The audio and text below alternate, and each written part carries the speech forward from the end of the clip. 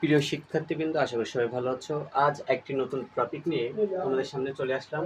এটা হচ্ছে use to এবং গেট ইউজ টু এর ব্যবহার বা এর ভিতরে পার্থক্যটা কি আসলে, সেটা এখন আমরা হাতে ধরে তোমাদের শেখাবো যে ইউজ টু এবং গেট ইউজ টু এটার পার্থক্যটা কোথায় আসলে। ইউজ টু এর আগে যদি কোনো মডেল অক্সিলারি ভার্ব না থাকে তাহলে এটা ভার্বের বেস ফর্ম হবে, ভার্বের বেস ফর্ম হবে, ভি অন ফর্ম হবে। এবং গেট ইউজ টু বা ইউজ টু এর আগে যদি কোনো মডেল অক্সিলারি ভার্ব থাকে তাহলে সেটা ভার্বের সাথে আইএনজি যুক্ত হবে। কনসেপ্ট কি ক্লিয়ার? ইউজ টু এর আগে যদি কোনো ভার্ব না থাকে, মডেল অক্সিলারি ভার্ব না থাকে, তাহলে ভার্বের ভি অন মানে বেস ফর্ম হবে, এবং অক্সিলারি ভার্ব যদি থাকে তাহলে ভার্বের সাথে আইএনজি যুক্ত হবে। এটা হচ্ছে ওর পার্থক্য। এখন আমরা কিছু এক্সাম্পল লক্ষ্য করব। দেখো, I am not use to coffee in the morning now. I am not use to, তাহলে এখানে ইউজ টু ব্যবহৃত হয়েছে।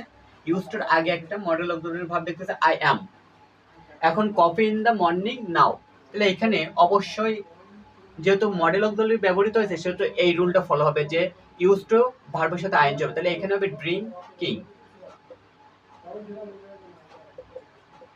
কারণ ইউজ টু এর আগে একটা মডেল অক্সিলারি আছে সেহেতু আমরা ভার্বের সাথে আইএনজি যুক্ত করলাম। এখন এক্সাম্পল 2 তে যদি আমরা একটু দেখি তাহলে he is use to.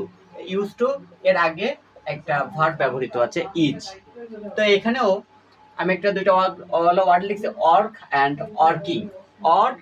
Arka and অর্কিং, তো এটা হচ্ছে ভি অন ফর্ম এবং এটা হচ্ছে ভার্বের সাথে আইএনজি, মানে কি এইটা হচ্ছে এখানে ব্যবহৃত হবে যে ইউজ টু এর আগে যদি কোনো ভার্ব থাকে তাহলে সেটা ভার্বের সাথে আইএনজি ব্যবহৃত হবে। সো এইটা রাইট, অর্কিং। আর এখন 3 নম্বর যদি উদাহরণটা আমরা একটু লক্ষ্য করি যে হোয়েন আই ওয়াজ ইয়ং, এখানে বাক্য শেষ। হোয়েন আই ওয়াজ ইয়ং, এখানে একটা ভার্ব আছে আই ইউজ টু।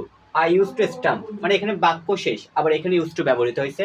তো আমরা এই ইউজ টুর আগে এটা আমরা দেখবো যে এই ইউজ টুর আগে কোনো ভার্ব আছে কিনা। আসলে এই ইউজ টুর আগে আমরা কোনো ভার্ব দেখতেছি না, এটা একটা সাবজেক্ট আর এখানে কোনো ভার্ব নেই। তো এইখানে তাহলে কি হবে, কালেক্ট হবে নাকি কালেক্টিং হবে?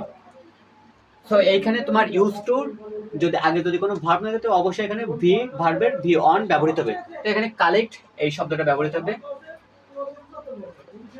আশা করি সবাই বুঝতে পারছে। এরকম মানে ছোট ছোট বিষয়গুলো আমাদের ভিতর বিভ্রান্ত সৃষ্টি করে যে কোথায় আসলে কোনটা হবে।